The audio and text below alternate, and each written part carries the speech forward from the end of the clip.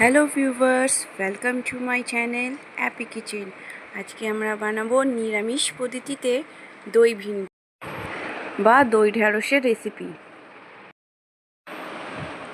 হ্যাঁ, গ্যাসের ফ্লেমটা অন করে কড়াটা বসিয়ে দিলাম। কড়ার মধ্যে একটু তেল দিয়ে দিচ্ছি। তেলের মধ্যে আমাদের আগে থেকে কেটে রাখা ঢ্যাঁড়সগুলো দিয়ে দিলাম। এবার ঢ্যাঁড়সগুলোকে ভালোভাবে তেল দিয়ে একটু নাড়াচাড়া করব। একটু ভালোভাবে নাড়া হয়ে গেলে ওর মধ্যে আমরা অল্প করে নুন আর অল্প করে হলুদ মিক্স করব। এবার হলুদ আর নুনটাকেও ভালোভাবে মিক্স করে ভাজবো আর এবার আমরা গ্যাসের ফ্লেমটাকে আস্তে করে দেবো। আস্তে করে দিয়ে এইভাবেই চাপা দেব আর চাপা দিয়ে আস্তে আস্তে ভাজতে থাকবো। ঢাকাটা কিছুক্ষণ পর খুলে দেখব, খুলে একটু নেড়ে নেব। নেড়ে নেওয়ার পর আমরা দেখব আমাদের ঢ্যাঁড়সগুলো অল্প করে সেদ্ধ হয়ে গেছে।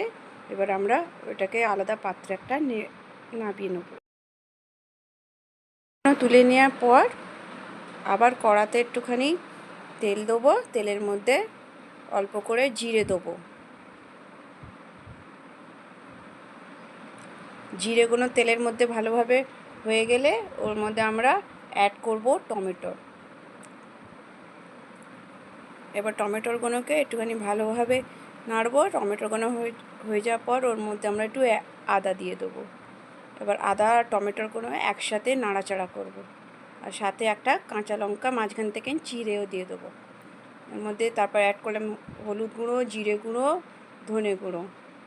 এবার হলুদ, জিরে, ধনে তার সাথে নুন দিয়ে সব মশলাগুলো দিয়ে ভালোভাবে ততক্ষণ নাড়বো যতক্ষণ টমেটোগুলো একটু গলে যাবে না। ভালোভাবে সব মিক্স করে নাড়াচাড়া করছি। এবার দেখতে পাচ্ছেন একটু একটু তেল বেরিয়ে এসেছে। এর মধ্যে এবার অল্প করে আমরা দই দিয়ে দেবো। এবার দইটাকে এই মশলার সাথে ভালোভাবে মিক্স করব। ভালো করে এবার দইটাকে মশলার সাথে ততক্ষণ নাড়তে থাকবো না যতক্ষণ ভালোভাবে মশলাটা না হয়ে যায়।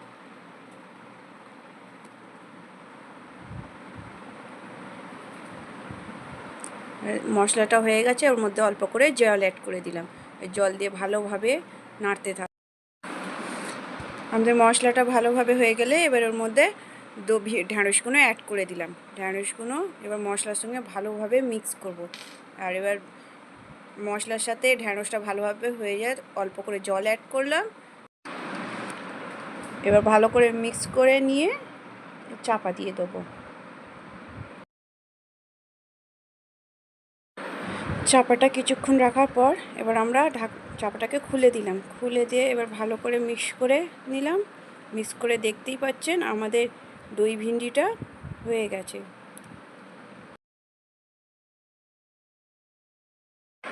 আমার দই ভিন্ডিটা রেডি হয়ে গেছে। এবার আমি দই ভিন্ডিটাকে আলাদা পাত্রে তুলে নেব।